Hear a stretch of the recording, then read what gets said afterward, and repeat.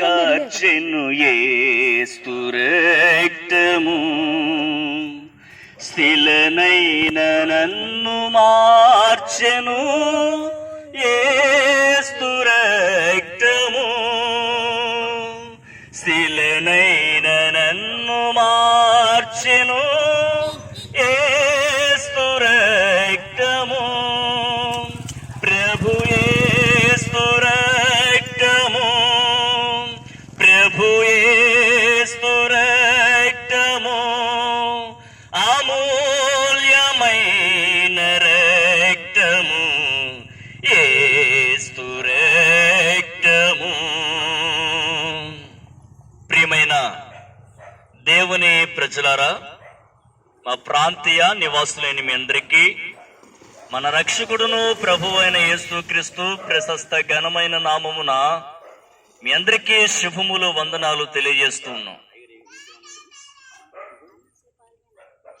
అచ్చేపాలెం గ్రామ నివాసులైనటువంటి మీరందరూ కొద్ది నిమిషాలు ఈ మాటలు ఆలకించవలసిందిగా ప్రేమతో మనం చేస్తూ ఉన్నాం.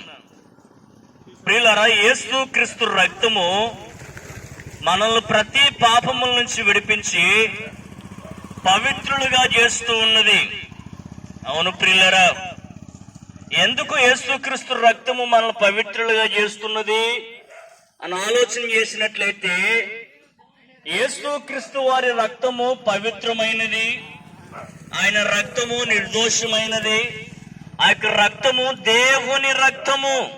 అవును ప్రియులారా, ప్రభువు యేసుక్రీస్తు వారు అదృశ్య దేవుని యొక్క నిజ స్వరూపమును, సర్వ సృష్టికి ఆది సంభూతుడు నయుండి ఆయన పరలోక రాజ్యములో ఉండుట విడిచిపెట్టకూడని భాగ్యమని ఎంచుకొనక దాసుని స్వరూపమును ధరించిన వాడై రిక్తునుగా దీనునిగా కన్యక గర్భమున ఈ లోకములోనికి ఆయన దిగవచ్చున్నాడు.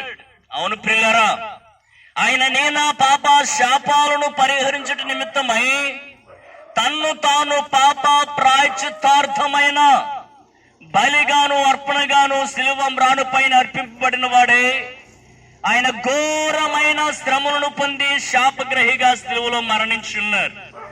ఆయన మరణించి సమాధి చేయబడి తిరిగి సజీవునిగా మృతుల్లోంచి లేచి పరలోక రాజ్యానికి వెళ్లి ఉన్నారు.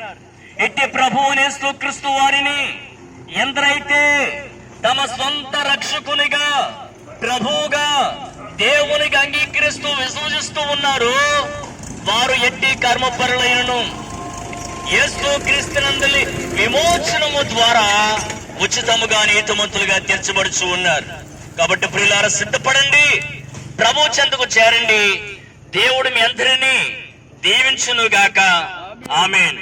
మన ప్రాంతం క్షేమం కొరకు వచ్చిన ప్రార్థన చేద్దామండి. ప్రేమగల తండ్రి, మీ పరిశుద్ధ పాదాలకు వందనాలు. ఈ ప్రాంతమును దీవించండి, రక్షించండి, మారు మనసు నడిపించమని యేసు పరిశుద్ధమైన నామంలో ప్రార్థిస్తున్నాము తండ్రి. ఆమేన్, ఆమేన్.